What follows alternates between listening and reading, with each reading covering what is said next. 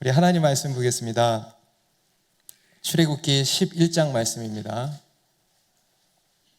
출애굽기 11장 1절부터 10절까지 전체를 보겠습니다. 출애굽기 11장 1절부터 10절까지 저랑 한 절씩 교독하며 읽겠습니다. 여호와께서 모세에게 이르시기를 내가 이제 한 가지 재앙을 바로와 애굽에 내린 후에야 그가 너희를 여기서 내보내리라. 그가 너희를 내보낼 때에는 여기서 반드시 다 쫓아내리니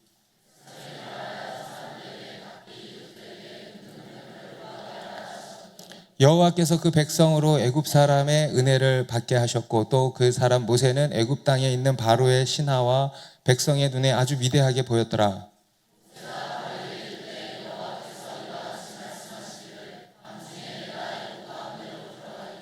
애굽 땅에 있는 모든 처음 난 것은 왕위에 앉아있는 바로의 장자로부터 맷돌 뒤에 있는 몸종의 장자와 모든 가축의 처음 난 것까지 죽으리니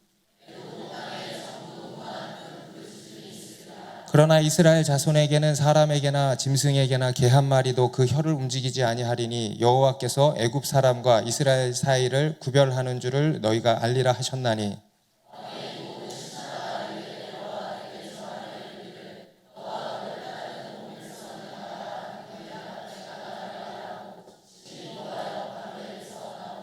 여호와께서 모세에게 이르시기를 바로가 너희의 말을 듣지 아니하리라. 그러므로 내가 애굽 땅에서 나의 기적을 더하리라 하셨고 모세와 아론이 이 모든 기적을 바로 앞에서 행하였으나 여호와께서 바로의 마음을 완악하게 하셨으므로 그가 이스라엘 자손을 그 나라에서 보내지 아니하였더라. 아멘. 네, 여러분은 하나님을 믿으십니까? 네, 믿으니까 이 자리에 와서 예배 드리고 계시겠죠. 하나님께서 천지 만물을 창조하셨고 온 세상을 다스리시는 것을 믿으십니까? 네, 하나님이 역사의 시작이시고 그 역사의 주관자가 되신다라는 것을 믿으십니까? 네. 여러분, 하나님께서 역사를 시작하셨다면 또한 어떻게 하실까요? 역사를 끝내실 것입니다. 하나님이 역사의 끝이 되신다라는 것도 믿으시기 바랍니다. 그것을 가지고 뭐라 그러냐면 심판이라고 합니다. 여러분, 우리 하나님은요 창조주이시면서 동시에 심판주이십니다. 우리 하나님은 시작이시면서 끝이십니다. 여러분, 하나님의 심판이 있다는 것을 믿으십시오. 우리가 고백하는 신앙 고백에도요 거기로부터 산 자와 죽은 자를 심판하러 오시리라. 아멘. 네, 그렇게 고백을 하고 있습니다. 여러분, 우리 그리스도인의 믿음은 또한 무엇을 믿는 믿음인가? 바로 심판을 믿는 믿음입니다. 하나님의 심판을 믿는 것입니다. 우리 성경에도 보면요 창세기부터 요한계시록에 이르기까지 또 한 가지 흐르는 주제가 뭐냐면 심판입니다. 다 여러분 성경 보면요 뭐 때문에 무서워요? 심판이에요. 다 심판이 흐르고 있습니다. 크고 작은 하나님의 심판, 그리고 그 속에서 베푸시는 놀라운 구원이 바로 성경의 메시지인 것입니다. 우리가 지금 살펴보고 있는 이 애굽에 내려진 열 재앙도요 하나님께서 애굽 땅을 심판하신 이야기 아니겠습니까?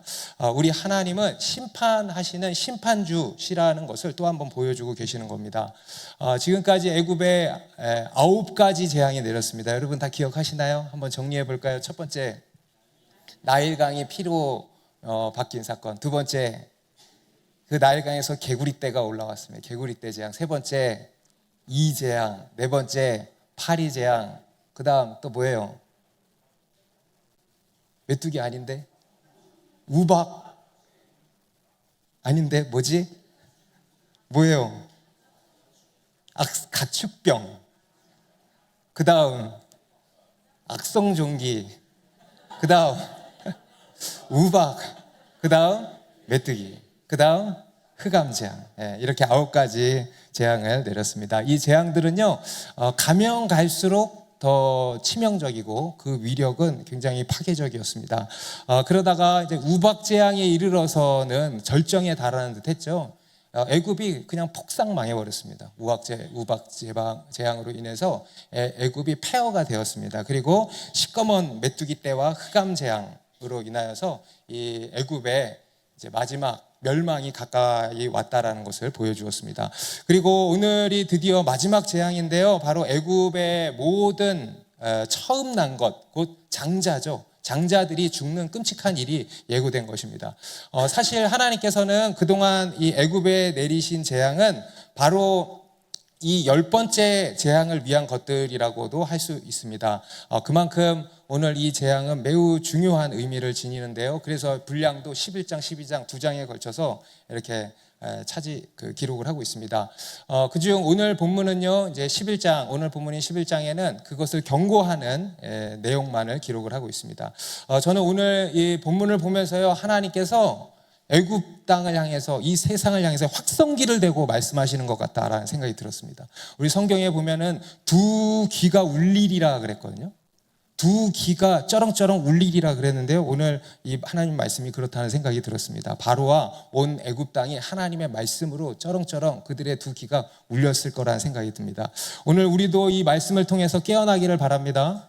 우리의 잠들어 있는 영혼이 쩌렁쩌렁 하나님 말씀을 울려서 깨어나기를 바랍니다. 우리 1절의 말씀 같이 읽습니다. 시작. 여호와께서 모세에게 이르시기를 내가 이제 한 가지 재앙을 바로와 애굽에 내린 후에야 그가 너희를 여기서 내보내리라. 내가 너희를 내보낼 때에는 여기서 반드시 다 쫓아내리니. 하나님께서 모세에게 그러시죠. 내가 이제 한 가지 재앙을 바로와 애굽에 내린 후에야 그가 너희를 내보내리라.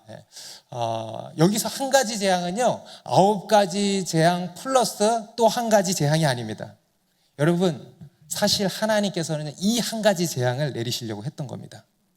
이것을 내리시려고 지금까지 참아오신 겁니다. 이것을 내리시려고 지금까지의 이 9가지 재앙이 필요했던 것입니다. 바로 애굽의 장자들이 죽게 되는 재앙이었습니다. 하나님께서는 그 일이 있고 난 후에야 바로가 이스라엘을 내보낼 것이라고 하시면서 이제 먼저 그렇게 애굽을 나갈 때 그들이 어떻게 해야 할지를 이제 먼저 말씀을 하시는 건데요. 2절, 3절에 보니까 백성에게 말하여 사람들에게 각기 이웃들에게 은금 패물을 구하게 하라 하시더니 여호와께서 그 백성으로 애굽 사람의 은혜를 받게 하셨고 또 그 사람 모세는 애굽 땅에 있는 바로의 신하와 백성의 눈에 아주 위대하게 보였더라. 두 번째로 하나님께서 뭐라고 하시냐면 백성들에게 말하기를 각기 이웃들에게 은금 패물을 구하게 하라는 겁니다. 하나님께서 애굽 사람들로 하여금 이스라엘 백성들에게 은혜, 호의를 베풀도록 하셨다라는 것입니다. 또 한 가지 기적이죠. 여러분, 이 이스라엘 백성들은 애굽 사람들에게 어떤 존재였습니까? 자기들의 노예였어요. 그죠? 아주 천박한 그런 노예 신분이었습니다. 그런데요, 한순간에 그들이 두려움의 대상이 되고 심지어 존경의 대상이 되었던 것입니다. 이것은 무엇을 보여주는가? 바로 하나님께서 갚으신다라는 겁니다. 아멘입니까? 우리 하나님은 갚으시는 하나님이시다. 우리 출애굽기 3장 21절에서 하나님이 모세를 부르실 때 이렇게 예고를 하셨죠. 내가 애굽 사람으로 이 백성에게 은혜를 입히게 할지라 너희가 나갈 때에 빈손으로 가지 아니하리니. 여러분, 우리 하나님은요, 빈손으로 가게 하시는 분이 아니시라는 거예요. 어떤 사람은 이 장면을 두고 이스라엘이 애굽을 약탈했다라고 이야기를 합니다. 전쟁에서 승리하고 마치 전리품을 막 취해가는 것처럼 그렇게 취해간다라고 이야기를 합니다만은, 물론 그런 의미도 있습니다만, 사실 그들이 그동안 애굽에서 빼빠지게 노동한 걸 생각하면요, 그렇게 얘기하면 안 되는 거예요. 그죠? 그들이 무려 430년 동안 그 조상 때부터 애굽에서 혹독한 노역을 해왔고요. 그에 대한 보상 받았습니까? 보상을 전혀 받지도 못했습니다. 그들 안에요, 엄청난 억울함, 서름과 원한이 서려 있었을 것입니다. 그런데 그에 대해서 하나님이 갚아주신 것입니다. 이들이 애굽 사람들로부터 은금 패물을 가지고 나올 때 이 이스라엘 백성들이 어떤 생각이 들었을까요? 하나님이 우리를 잊지 않으셨구나. 하나님이 이토록 신실하신 분이시구나 하는 생각을 하지 않았겠습니까? 우리 창세기에서도 야곱의 인생도 그랬습니다. 외삼촌 라반의 집에서요, 14년 동안 아주 사기 계약을 맺어가지고, 혹시 사기 계약을 맺으신 분 계세요? 사기 계약, 완전 사기 계약을 맺어가지고 14년 동안 노동 착취를 당했습니다. 그런데요, 그런데요, 하나님께서 어떻게 하셨어요? 결국에는 다 갚아주셨어요. 할렐루야. 여러분, 우리 하나님은요, 다 갚으시는 분이시라는 겁니다. 여러분, 혹시 지금 부당한 대우를 받고 계십니까? 억울한 일을 당하셨습니까? 돈을 뜯겼습니까? 노동을 했는데 월급을 몇 달째 못 받으셨습니까? 하나님이 모든 것을 보시고, 하나님이 모든 것을 판단하시고, 하나님이 모든 것을 갚으신다라는 겁니다. 사실 오늘 하나님께서 애굽의 장자를 치신 것도요, 뭡니까? 바로가 앞에서 이스라엘의 남아들을 다 죽여버렸잖아요. 그죠? 그에 대해서 하나님이 사실 보복한 것이기도 했던 것입니다. 여러분, 우리 하나님은 모든 것을 보십니다. 모든 것을 아십니다. 모든 것을 판단하시고요, 또 모든 것을 갚으시는 하나님이십니다. 그리고 두 번째로 이것은 뭐냐, 당신의 백성된 자들에게, 자녀들에게 호의를 베푸신다라는 겁니다. 오늘 이 애굽 사람들이 이스라엘 백성들의 요청에 흔쾌히 이렇게 내어준 것은요, 그동안 애굽 땅에 있어왔던 여러 재앙들을 보았기 때문이겠죠. 그들은 이스라엘 백성과 함께 하시는 하나님을 두 눈으로 분명히 보았습니다. 그래서 이제는 그들이 두려움의 대상이 되고 넘어서 존경의 대상이 되었습니다. 특히 이 모세는 애굽의 신하들과 백성들 중에 아주 위대한 사람으로 여겨졌다 그러죠. 우리 출애굽기 7장 1절에서는 이렇게 하나님이 예고하셨습니다. 너는 바로에게 신같이 되게 하리라. 그런데요, 진짜 그렇게 됐어요, 안 됐어요? 됐어요, 안 됐어요? 됐어요. 여러분, 하나님이요, 우리를 뭐같이? 신같이, 하나님같이 되게 하신다는 거예요. 물론 그렇다고 우리가 하나님이 된다고 착각하면 안 돼요. 그렇게 같이, 그렇게 위대한 사람으로 이렇게 세우신다라는 것입니다. 여러분, 이것이 오늘날 우리 믿는 자들에게 주시는 영적인 권위입니다. 여러분, 우리는요, 특별한 사람들이에요. 우리 좌우에 계신 분들에게 한번 이렇게 얘기하세요. 당신은 특별한 사람입니다. 여러분, 왠지 아세요? 하나님이 우리와 함께 하시기 때문에. 특별한 줄은 아는데 왠지 몰라, 지금. 하나님이 우리와 함께 하시기 때문에. 그러니까 특별한 거 아닙니까? 여러분, 우리 그리스도인에게는요, 오늘도 우리 간증한 형제님이 그랬잖아요. 빛이 난다고.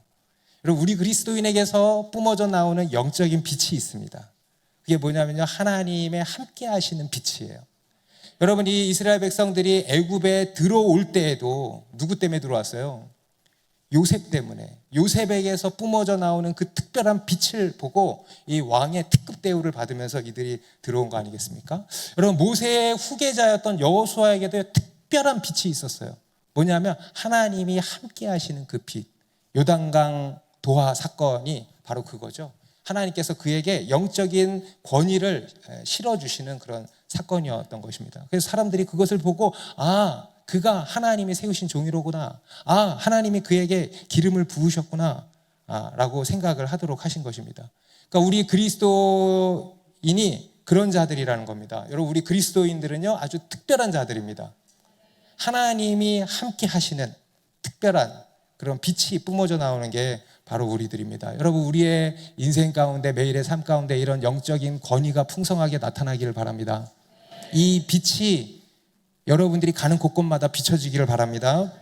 그리고 4절 5절에 모세는 이제 바로에게 가서 또 한번 이렇게 하나님의 말씀을 전했습니다. 모세가 바로에게 이르되 여호와께서 이와 같이 말씀하시기를 밤중에 내가 애굽 가운데로 들어가리니 애굽 땅에 있는 모든 처음 난 것은 왕 위에 앉아 있는 바로의 장자로부터 맷돌 뒤에 있는 몸종의 장자와 모든 가축의 처음 난 것까지 죽으리니 애굽 온 땅에 전무후무한 큰 부르짖음이 있으리라.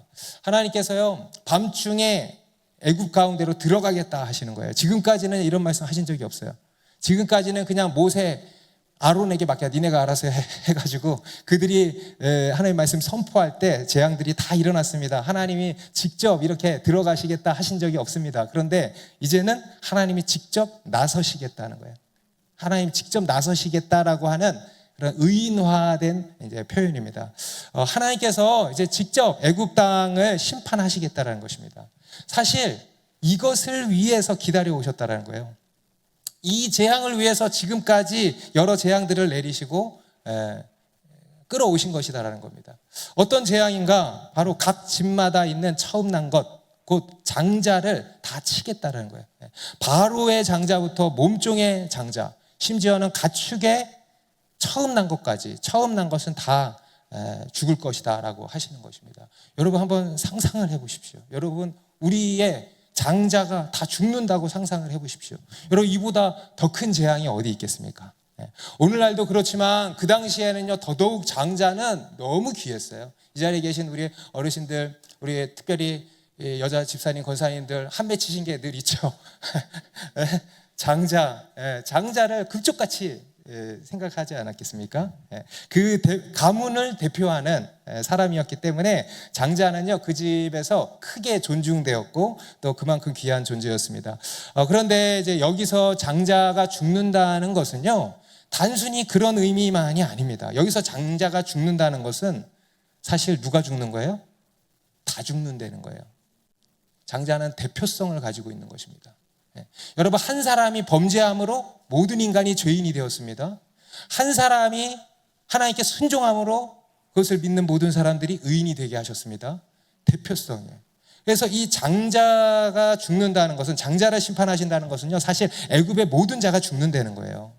그러니까 모든 사람의 죽음, 곧 멸망을 의미하는 것입니다. 그런데 이제 반대로 보니까요 누구에게는, 이스라엘 자손에게는 그런 일이 하나도 없을 거라는 거예요. 사람이나 짐승이나 개 한 마리도 그 혀를 움직이지 않을 거다. 개 한 마리도 짖지 않을 거예요. 여러분 개가 왜 짖죠? 무슨 일이 있으면 짖죠. 그런데요 개 한 마리도 짖는 일이 없을 거예요 이스라엘은. 그러니까 그만큼 평온할 거다. 그만큼 평온할 거다. 하나님께서 애굽 사람과 이스라엘 사람 사이를요 극명하게 가르신다라는 것입니다. 여러분 이게 바로 하나님의 심판이고 또한 하나님의 구원입니다. 그리고 그 일이 있은 후에 당신의 신하들이 내게 와서 나가라 할 때 나가리라 하면서 심히 노하여 바로에게서 나왔다는 거예요. 심히 노하여 바로에게서 나왔어요. 여기서 심히 노하여는 모세가 개인적으로 그동안 자기의 그 한을 푸는 그런 개인적인 감정 표출이 아니고요. 거룩한 분노입니다. 하나님의 의로운 분노인 것입니다. 마지막 온 힘과 마음을 다해서 하나님의 말씀을 전한 것입니다. 여러분 우리도 하나님의 말씀을 전할 때 이것이 있어야 됩니다. 하나님의 마음이 있어야 됩니다. 한 영혼을 향한 애끓는 하나님의 마음, 사랑이신 하나님의 마음. 그래서 때로는 하나님의 이 거룩한 분노를 느낄 수 있어야 하고 그 분노를 품을 수 있어야 하는 것입니다. 특히 이 하나님의 말씀을 전할 때는요 더더욱 그런 것입니다. 여러분 우리 이번 여름 선교 사역 가운데요 이 하나님의 마음이 또한 풍성하게 부어지기를 원합니다. 우리가 주님의 말씀을 전할 때, 또 우리가 어디 가서 복음을 전할 때 이 하나님의 마음이 우리 가운데 충만하기를 바랍니다. 오늘 하나님께서는요 애굽 땅에 또 한 번 심판을 예고하셨습니다. 아까 초두에 제가 말씀드린 것처럼 성경은 처음부터 끝까지 심판에 대해서 말씀하고 있습니다. 심판이 있다라는 것입니다. 하나님의 심판. 이것이 성경에 흐르는 매우 중요한 주제입니다. 하나님은 이 세상을 심판하시는 심판주시라는 거예요. 그 대표적인 사건이 뭡니까? 노아의 홍수 사건이죠. 또 소돔과 고모라 땅의 유황불 심판, 또 여리고성을 비롯한 가나안 땅을 심판하신 사건, 그리고 그 외에도 각 나라와 민족을 하나님이 심판하셨습니다. 그러한 크고 작은 심판이 성경에 기록되어 있습니다. 이것은 무엇을 보여주는가 하면요 하나님의 심판이 있다는 거예요. 우리 하나님은 심판하시는 심판주 하나님이시라는 겁니다. 우리 로마서 1장 18절은 이렇게 말씀합니다. 같이 읽습니다. 시작. 하나님의 진노가 불의로 진리를 막는 사람들의 모든 경건하지 않음과 불의에 대하여 하늘로부터 나타나나니. 뭐가 나타난대요? 하나님의 진노가 하늘로부터 나타난다는 거예요. 아멘입니까? 심판이죠, 심판. 세상 사람들은 하나님이 왜 진노해? 하나님이 사랑이시고 선하시다면서 왜 진노해? 그냥 참으셔야 되는 거 아니야? 그냥 용서해 주셔야 되는 거 아니에요? 사랑이시면? 그런데 그것은요 우리가 하나님을 알지 못해서 하나님의 사랑이 무엇인지를 알지 못하는 무지에서 나온 억지 주장일 뿐인 것입니다. 여러분, 우리 하나님의 사랑은 거룩한 사랑입니다. 따라해 보세요. 하나님의 사랑은 거룩한 사랑입니다. 여러분, 우리 하나님은요, 거룩하신 분이십니다. 공의로우신 분이십니다. 그래서 죄에 대해서는 진노하시는 분이십니다. 마귀에 대해서는 진노하시는 겁니다. 악에 대해서는 진노하시는 겁니다. 그리고 그 죄에서 우리를 구원해 내시는 게 바로 하나님의 사랑이에요. 죄 가운데 그냥 쳐내버려 두는 게 하나님의 사랑이 아니고 그 죄에서 어떻게 해요? 건져내시는 게 하나님의 사랑이에요. 여러분, 부모가 자식을 죄 가운데 두고 그래 내가 너를 존중한다, 이게 사랑입니까? 아니면 두들겨 패서 거기서 건져내는 게 사랑입니까? 죄에서, 악에서 건져내는 게 사랑인 거예요. 그리고 그 죄에 대해서, 악에 대해서는요, 진노를 뿜으시는 것입니다. 곧 심판하시는 분이시라는 거예요. 우리 로마서 2장 16절도 같이 읽습니다. 시작. 곧 나의 복음에 이른 바와 같이 하나님이 예수 그리스도로 말미암아 사람들의 은밀한 것을 심판하시는 그날이라. 우리는 복음이라고 하면 예수 믿으면 구원받는다라고 하는 아주 단편적인 복음을 생각하고 전하는데요, 사도 바울이 그 당시에 전했던 복음은 그런 게 아니었다는 거예요. 그냥 마냥 예수 천국, 그냥 마냥 죄 용서만을 말한 것이 아니었습니다. 그의 복음에는 무엇이 담겨 있었다 그래요? 예수 그리스도로 말미암아 사람들의 은밀한 것을 심판하시는 그날에 대해서 분명하게 말씀을 했다라는 것입니다. 바로 하나님의 심판을 강조했다는 거예요. 그저 예수 천국만 전한 게 아니고 뭐도 전했다는 거예요. 불신지옥도 전해야 한다는 것입니다. 여러분, 의인의 부활만 있는 게 아닙니다. 뭐의 부활도 있어요? 악인의 부활도 있어요. 의인의 부활만 전하면 되는 것이 아니고 악인의 부활이 있다는 것도 전해야 된다는 거예요. 바로 하나님의 심판이 있다는 거예요. 예전에 제가 저희 아버지 전도한 이야기 한번 해드린 적이 있는데, 제가 저희 아버지 전도할 때요, 아주 원색적으로, 전화로 오니까 막 무서울 게 없지, 원색적으로 아버지 예수 안 믿으면 지옥 갑니다. 아버지 지옥 갈 겁니다. 예수 안 믿으면. 제가 그랬어요. 아버지가 너는 전화해가지고 아버지한테 한다는 얘기가 그 얘기밖에 없냐? 난 그 얘기밖에 없습니다. 나 그 얘기 하려고 전화하는 거예요. 아버지 예수 안 믿으면 지옥 갑니다. 그렇게요 3년인가 4년인가 전했어요. 4년 동안. 예수 믿으셨잖아.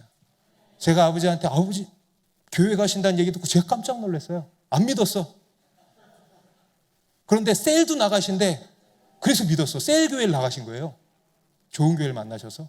제가 물어봤어요. 아버지 어떻게 교회 나갈 생각하셨어요? 그러니까 아버지가 그냥 어느 날 하루 네가 얘기한 게 하도 생각이 나서 갔대. 자기 발로. 하도 생각이 나서. 예전에 어떤 나이 드신 권사님이 택시를 타셨대요. 이분은요 택시를 타면 늘 전도하는 분이에요. 그래서 기사 양반 예수 믿으십니까? 예수님 믿으세요. 이렇게 전도하니까요, 이 기사분이 아주 막 청산유수 논리로 갔다가 자기가 왜 예수를 안 믿는지 막 설명을 하더래. 사형리처럼 자기가 왜 예수를 안 믿는지 설명을 하더래. 쫙. 이 할머니가요 이렇게 뭐라 탁 대꾸할 논리가 전혀 안 되는 거예요. 한참을 들으시다가 내리시면서 이렇게 얘기했대요. 이 양반아, 그러다가 지옥 가면 어떡하려 그래? 그러고 내리셨대. 그리고는 이 택시기사분이 망치로 한 대 빵 맞은 것 같은 생각이 들면서 교회 나가셨대. 그래서 자기 예수 믿게 됐다 그러시더라고요. 네. 여러분, 성경은 분명히 말씀합니다. 심판이 있다는 거예요. 여러분, 우리는요 이 세상을 향해서 전해야 할 제목이 뭔가? 바로 심판이에요. 하나님의 심판이 있습니다.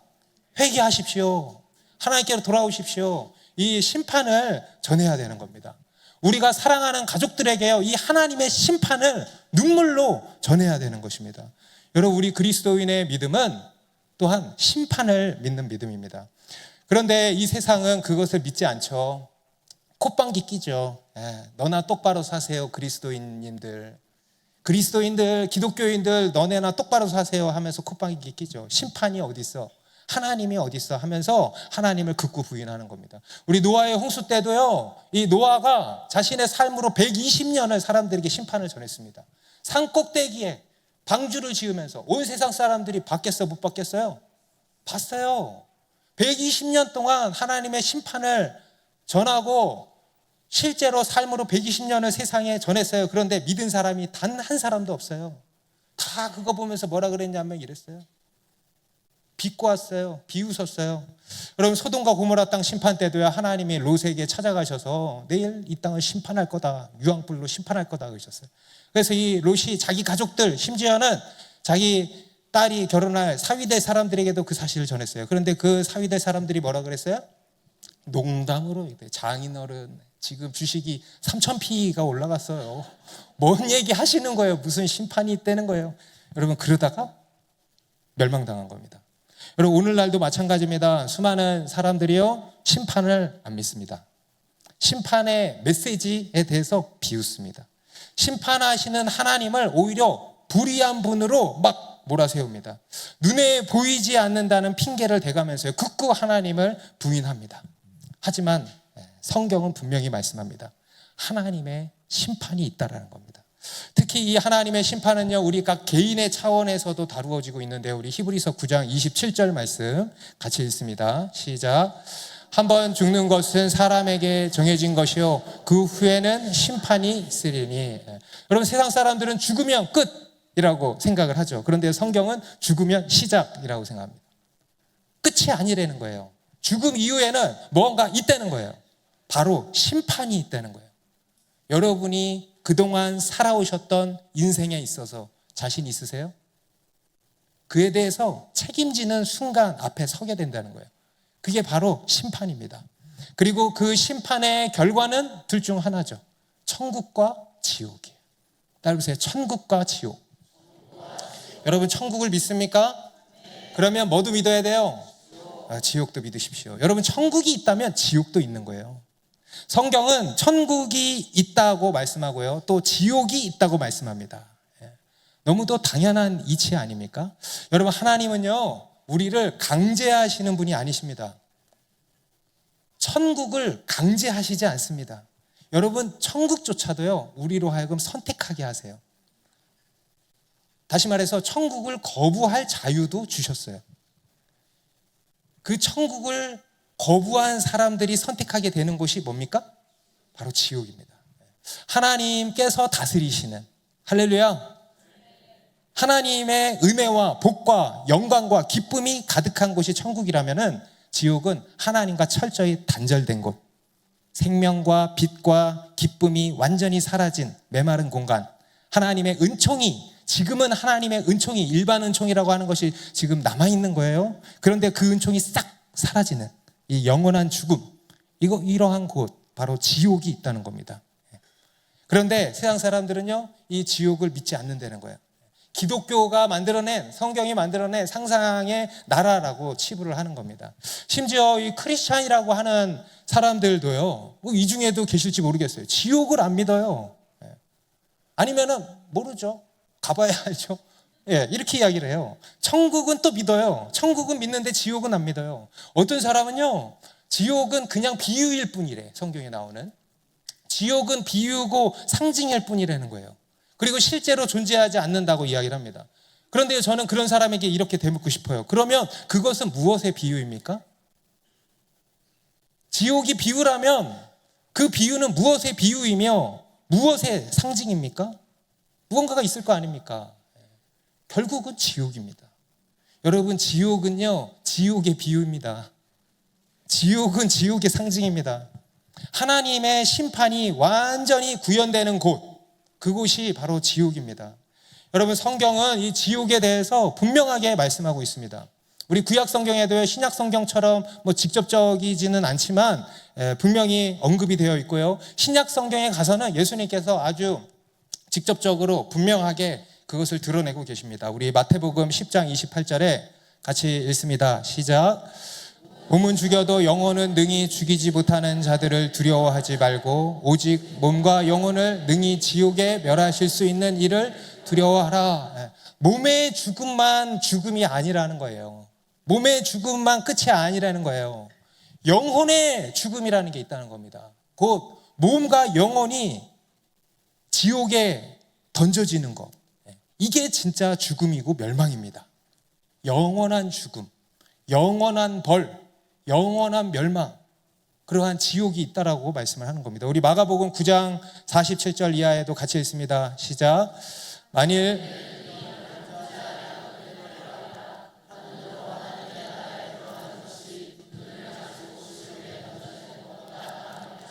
거기에서는 구더기도 죽지 않고 불도 꺼지지 아니하느니라. 사람마다 불로써 소금치듯 함을 받으리라. 여기서도 지옥을 말씀하시죠. 지옥이 어떤 것이라고 소개합니까? 꺼지지 않는 불이 영원히 타오르는 곳이래요. 거기서는 구더기도 죽지 않는데 차라리 타서 사라져버리면 좋겠는데 그게 아니고 그 불 속에서 타지도 않고 영원히 고통을 당하는 거예요. 상상이 안 되죠. 그래서 심각한 문제인 것입니다. 이러한 지옥이 있다라는 겁니다. 그 외에도 우리 누가복음 16장 19절부터 31절에도 보면은 부자와 거지 나사로의 이야기 다들 잘 아시죠?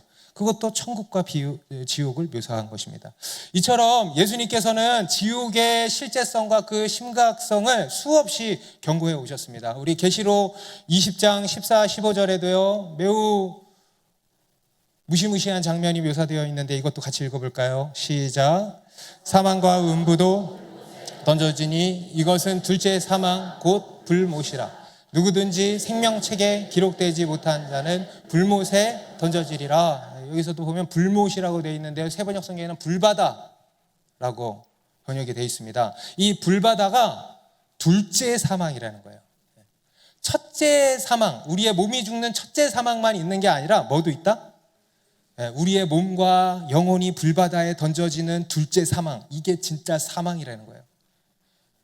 이게 진짜 죽음이라는 거예요. 누구든지 생명책에 기록되지 못한 자는 이 불못에 다 던져진다는 거예요. 바로 지옥인 것입니다.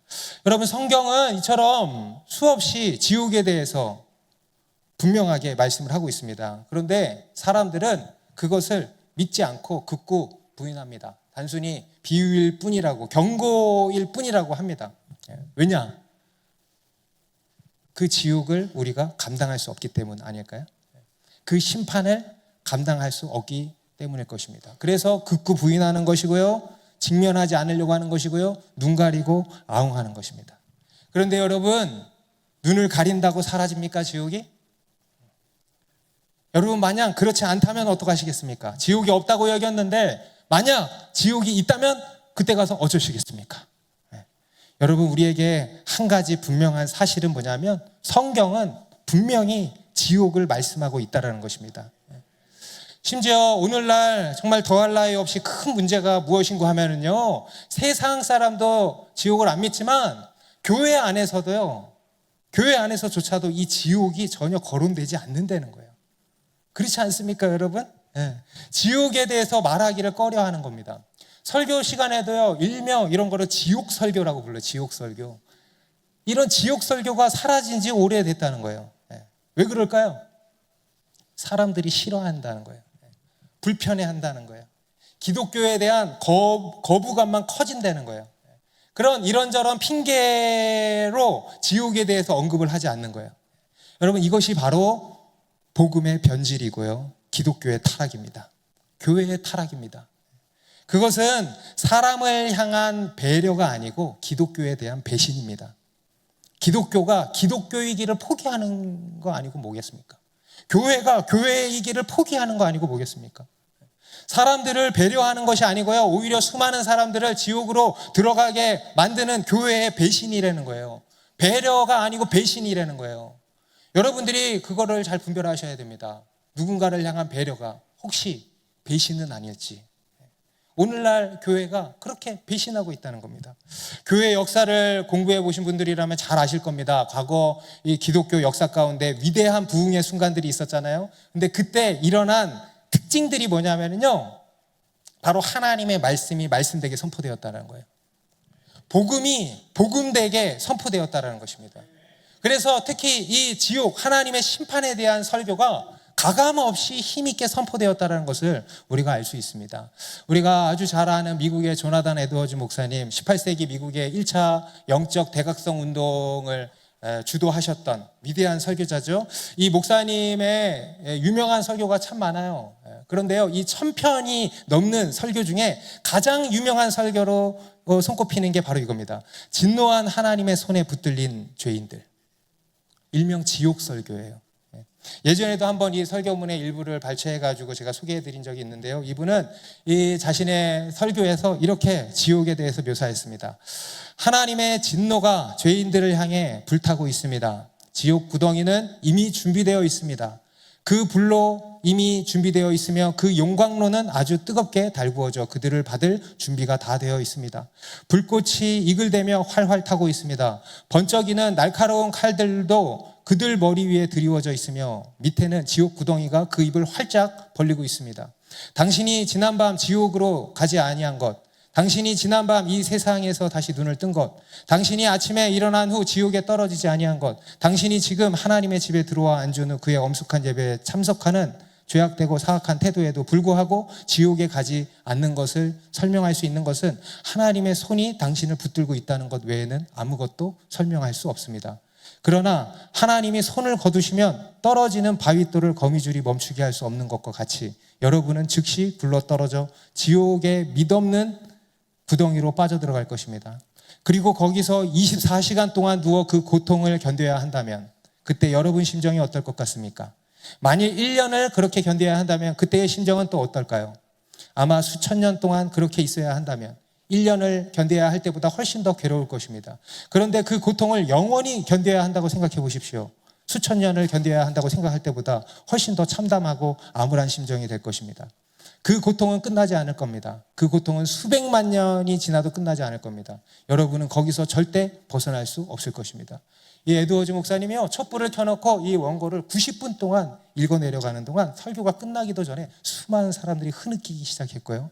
예배당에 주저앉아서 떼굴떼굴 구르며 어떤 사람들은 비명을 지르면서 울며 회개하기 시작했대. 그렇게 미국의 대각선 운동이 시작이 된 것입니다. 여러분, 우리 모든 인간은 지옥행 유죄 판결을 다 받은 사람들입니다. 마치 감옥에서 사형 집행만을 기다리며 하루하루를 두려움 속에 살아가는 그런 사형수들처럼 말입니다. 그러한 우리의 운명을 뒤집을 수 있는 것은 없습니다. 그것은 불가능한 일입니다. 그것이 우리 인간이 처한 절망적인 상황입니다.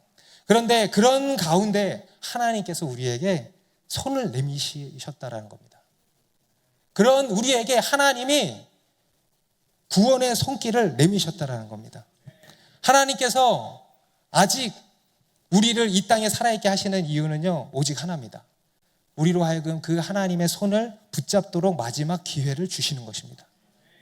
곧 하나님께로 다시 돌아갈 기회, 회개할 기회를 주시는 것입니다.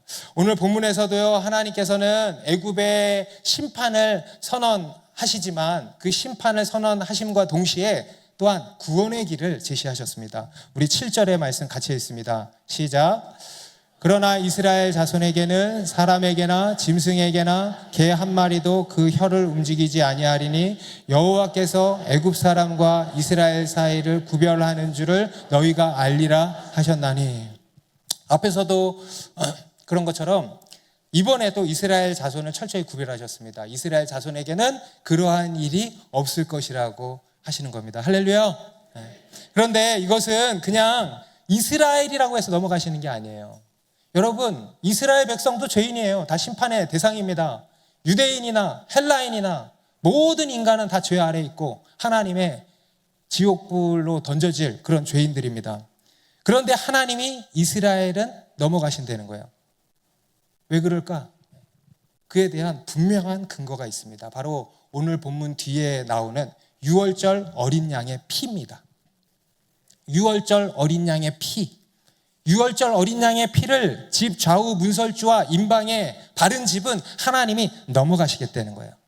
여러분, 피가 무엇입니까? 피는 죽음이에요. 그리고 피는 심판입니다. 피가 묻어 있다라는 것은 무엇입니까? 심판이 이루어졌다는 거예요. 이 집은 심판이 이루어졌다. 그래서 넘어간다라는 거예요. 하나님께서는 당신의 심판을 경고하시면서 단순히 심판만 예고하시는 것이 아닙니다. 구원의 길도 함께 제시하고 계십니다. 바로 유월절 어린 양의 피, 곧 예수 그리스도의 십자가입니다. 예수 그리스도의 십자가만이 유일한 구원의 길이라는 것입니다. 그 예수 그리스도의 십자가를 믿으면 살고 믿지 않으면 죽는 겁니다. 그래서 예수 천국, 불신 지옥입니다. 사람들은 이에 대해서 불신 지옥, 예수 천국, 불신 지옥 하니까요, 기독교가 그래서 독선적이래요. 그래서 배타적이라고 합니다. 그런데요, 어쩔 수가 없어요. 어쩔 수가 없습니다. 그런 것입니다. 오직 예수 그리스도뿐입니다. 오직 예수 그리스도만이, 오직 십자가만이 유일한 살 길입니다. 오늘 이 발언은 우리 인간의 마지막 죄를 보여주고 있습니다. 바로 불신죄예요. 불신죄. 여러분, 우리 인간의 마지막 죄가 있는데 그게 뭔지 아세요? 불신죄예요. 안 믿는 죄예요. 우리 인간의 첫 번째 죄는 뭐였습니까? 선악을 알게 하는 나무의 열매를 따먹은 게 인간의 첫 번째 죄죠. 그리고 우리 인간의 맨 마지막 죄가 뭐냐? 믿지 않는 죄, 불신죄예요. 여러분, 예수 안 믿는 게 얼마나 악한 건지 아세요? 세상 사람들은요, 그걸 몰라요. 아니, 종교 중에 내가 이거 택했다고 그게 악하다 그래요? 라고 하실지 몰라요. 그런데요, 영적으로는요, 그게요, 굉장히 악한 거예요. 하나님을 끝까지 거부하는 죄거든요. 하나님께 끝까지 완악하게 하는 이 고집이거든요. 하나님을 끝까지 인정하지 않는 죄, 이게 우리 인간의 마지막 죄예요. 우리 인간의 죄인됨을 결정짓는 결정적인 죄예요. 믿지 않는 죄. 하나님께서 그토록 내밀고 계셨던 그 사랑의 손길을 끝까지 외면한 것. 그런 사람에게 기다리는 것이 바로 영원히 타는 지옥불인 것입니다. 여러분, 사실 이 지옥은요, 하나님께서 강제적으로 집어넣으시는 곳이 아닙니다. 사실은 자기 스스로 선택해서 들어가는 게 지옥이에요. 많은 사람들이 하나님은 사랑이시라고 하면서 왜 지옥이 있냐고 묻습니다. 그런데요, 그것은 하나님의 사랑을 오해하면서 나오는 질문입니다. 하나님의 사랑은 단순히 우리를 무조건적으로 받아들이는 감상적인 관용이 아닌 겁니다. 하나님의 사랑은 거룩함과 진리를 포함한 완전한 사랑입니다. 하나님의 사랑은 죄를 눈 감아주는 것이 아닙니다. 죄에서 우리를 건져내는 능력이 하나님의 사랑입니다.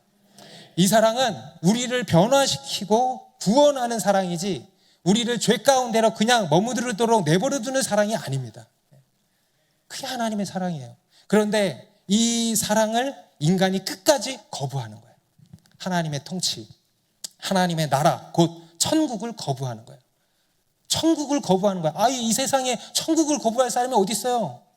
그런데요, 여러분, 이 세상에 수많은 사람들이 지금 천국을 거부하고 있는 겁니다. 하나님을 거부하는 겁니다.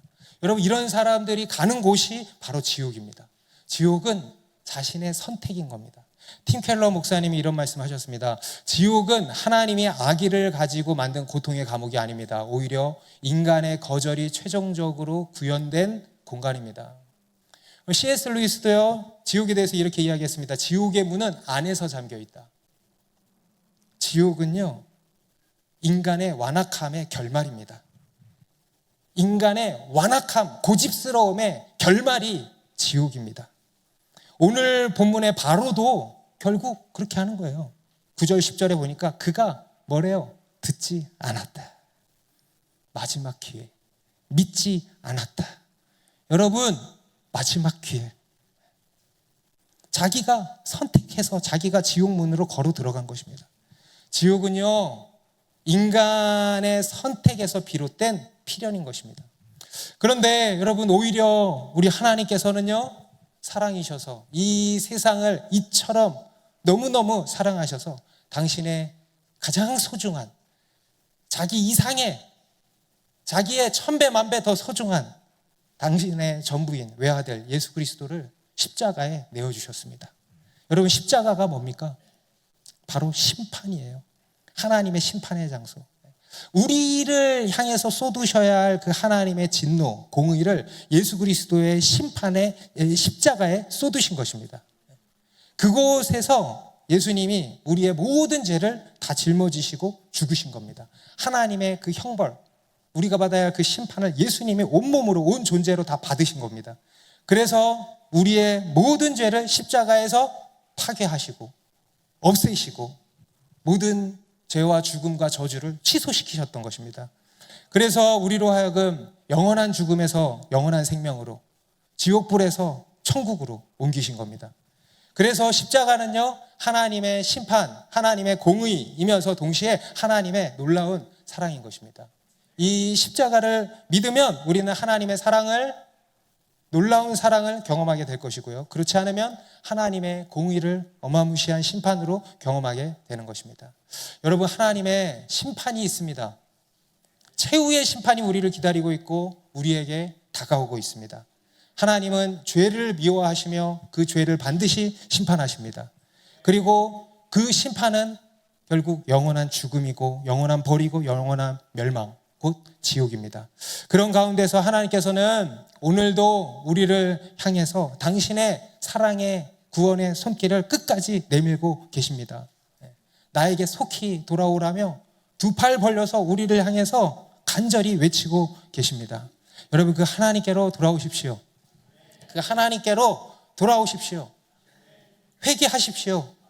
지옥을 향해 폭주하는 그 기관차에서 여러분 당장 뛰어내리십시오. 지옥은 하나님의 경고장이며 회개는 그 문을 닫는 열쇠라 그랬습니다. 여러분, 회개를 미루지 마십시오. 내일로 미루지 마십시오. 내일 여러분의 인생이 어떻게 될지 누가 압니까? 여러분, 지금이 하나님께서 우리에게 주신 시간입니다. 지금이 하나님께서 우리에게 주신 기회요, 은혜의 때요, 구원의 때입니다. 여러분, 예수 그리스도의 십자가를 믿으시기 바랍니다. 그러면 살 것입니다. 기도하겠습니다.